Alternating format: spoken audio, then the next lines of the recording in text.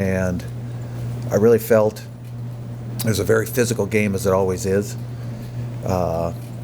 They tried to wear us down size-wise and try to run power football and eat up the clock. And to our offensive credit, I really was pleased with how he protected and how Eli played.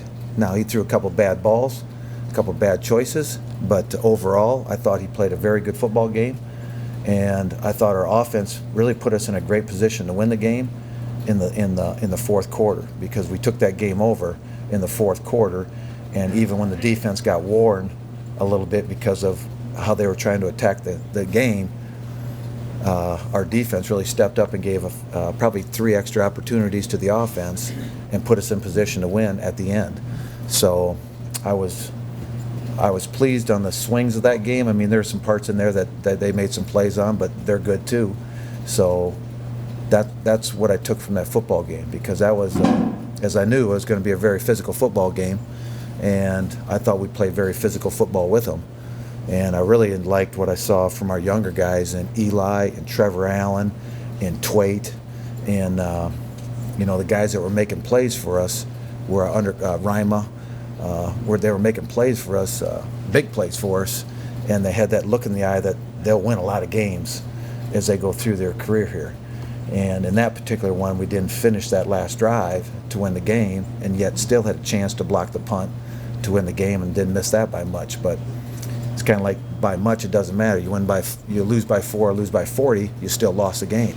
So I look at it as we've got to change some things or create some things that we're not doing right now in all phases of the game, offense, defense, and special teams. But the players that create some excitement for you is our sophomores and freshmen that were making plays in that big game, and that made a difference moving forward too, of how you approach Sunday. So that's what I took from it.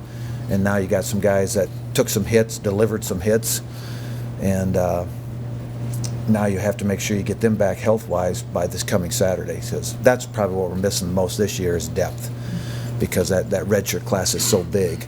We just don't have the depth to keep firing bodies out there at will, especially when you get in big physical games like Youngstown and the North Dakota State game. Those 2 games wore on us defensively, probably more so than other games have. When it's all said and done, is the hardest thing that be able to wrap your mind around it is that you've lost by 4, 3, and 4? Yeah. I don't want to spend much time thinking about it. I want to figure out how to get those, how to get them in a position, to get those points. When we've won big, but those 4-pointers in both cases, we're driving the ball with 6 minutes to go in the game. We're at about the 50-yard line. Heck, sometimes we're inside the 30-yard line, and we just have to finalize those parts of the game, because we've made errors in those parts of the game that we could finish the game in. So there's all phases, from whether it be special teams, offense, and defense. There's really no segment to say that's the reason why. It's find the reason why within the team and create your situation instead of. There's not a lot to fix. It's just that it's making a play and having the personnel and the depth to make those plays going down the stretch in that fourth quarter. We talked about him a little bit last week, but Reggie Schultz, we talked about him last